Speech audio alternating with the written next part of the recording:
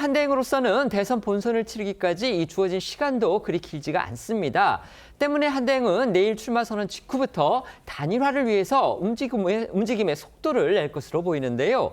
단일화의 구체적 시점으로는요, 오는 7일, 11일, 그리고 25일이 주목되고 있습니다. 일단 한대행 측은 국민의힘 최종 후보와의 단일화를 다음 주 중 마무리 짓는 방안을 추진할 것으로 전해졌습니다.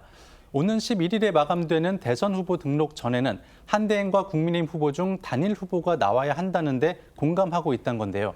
관련해 구 여권 관계자는 채널A에 후보 등록 전까지 단일화를 못할 경우 국민의힘 최종 후보도 등록하지 않을 수 없다며 이 경우 상황이 복잡해지고 단일화를 장담할 수 없게 된다고 했습니다. 또 여기엔 이낙연 전 총리나 이준석 개혁신당 후보와의 빅텐트에 시간이 걸릴 수밖에 없다는 현실적인 이유도 반영된 걸로 보이는데요. 다만 한대행 측 관계자는 채널A에 그렇다고 너무 일찍 국민의힘에 입당하면 중도층을 잃을 수도 있다며 최대한 후보 등록 마감 시점에 임박해서 진행할 것이라고 전했습니다. 한대행 측이 1차로 생각하는 후보 단일화의 적절 시점이 그러니까 후보 등록 마감일인 11일 직전이라는 건데요. 하지만 국민의힘 측에서는 그보다 조금 더 앞당기기를 원하는 분위기가 많습니다. 네, 국민의힘이 우선 생각하는 단일화 시점은 늦어도 7일까지라고 알려져 있는데요. 이 후보 등록 마감은 11일이긴 하지만 선거운동을 위한 포스터, 유세차 등 이 준비를 위한 시간이 더 필요하다라는 겁니다. 참고로 공식 선거운동은 오는 12일 0시부터입니다. 국민의힘의 최종 후보가 모레인 3일 결정되는 만큼 국민의힘 측의 구상대로라면은요, 그로부터 나흘 안에 단일화가 마무리돼야 한다는 겁니다. 이거 너무 촉박하지 않을까요? 그렇죠. 때문에 이제 국민의힘 일각에서는 여론조사 경선이나 한대행과 국민의힘 후보 중 한쪽이 먼저 후보직을 내놓고 상대에게 양보하는 그런 방식의 단일화도 고려를 해야 한다, 그런 목소리가 나오고 있습니다. 하지만 이 수억 원의 기탁금을 내고 또 세 차례의 이 지난한 경선 절차까지 거쳐서 후보직을 거머쥔 국민의힘의 최종 주자가 이 같은 단일화 방안에 동의할지는 미지수입니다. 만약 국민의힘 측에서 보는 7일과 한대행 측이 생각하는 11일도 넘긴다면 마지막 마지노선은 투표용지 인쇄가 시작되는 25일이 될 전망입니다. 25일을 넘기면 단일화에 성공해도 투표용지에 한대행과 국민의힘 후보의 이름이 모두 인쇄돼서 단일화 효과가 반감되기 때문인데요. 관련해 오늘 신동욱 국민의힘 수석 대변인은 오는 7일을 데드라인으로 보고 있는 건 아니라면서 단일화는 선거 전날까지도 할 수 있다라고 했습니다. 직접 들어보시죠. 현재 상태에서 한덕수 권한대행의 사퇴라든지 또 그 이후에 어떤 정치적 행보에 대해서는 저희 당과 일체 협의를 하거나 이런 게 전혀 없습니다. 한덕수 대행님의 정치적 행보에 대해서는 그분의 판단이라고 저희는 생각을 하고 있습니다. 단일화는 선거 전날까지 할 수 있습니다. 어떤 시일을 정하고 저희가 단일화를 염두에 두고 있는 것은 아닙니다. 정치는 생물이라 그러지 않습니까? 대의 명분을 어떻게 찾아갈 것인가에 관한 문제가 중요한 것이고.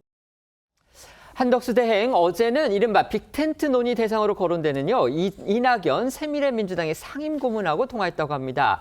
이 고문한테 내일 정도 만나자 이렇게 제안을 했다는데 이 고문이 지방 일정을 이유로 해서 일단은 고사했다고 합니다. 네, 한대행은 어제 오전 이 상임고문에게 직접 전화를 걸어 내일, 그러니까 자신의 출마 선언이 예상되고 있는 날 식사를 제안한 것으로 알려졌습니다.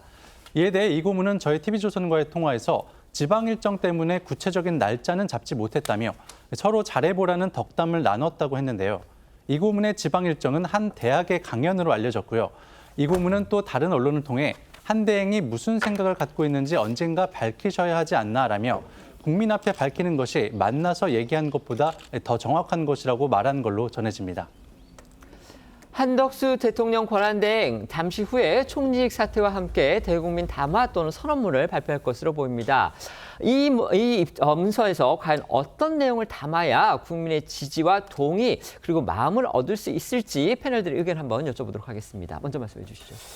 지금까지 사실은 그 양극화 정치 이런 얘기를 굉장히 많이 우리가 해오지 않았습니까? 그러다 보니까 한덕수 대행으로서는 양쪽 진영에서 다 국무총리를 간 그 경력, 아주 독특한 경력을 가지고 있습니다. 그렇습니다. 그래서 아마 이런 부분과 관련해서 그 현재 양극단으로 이렇게 쏠려 있는 진영 간의 대결, 이 갈등을 완화할 수 있는 적임자, 그다음에 지금 현재 이제 미국과의 간사 협상 뭐 이런 것들이 굉장히 현안이 돼 있죠.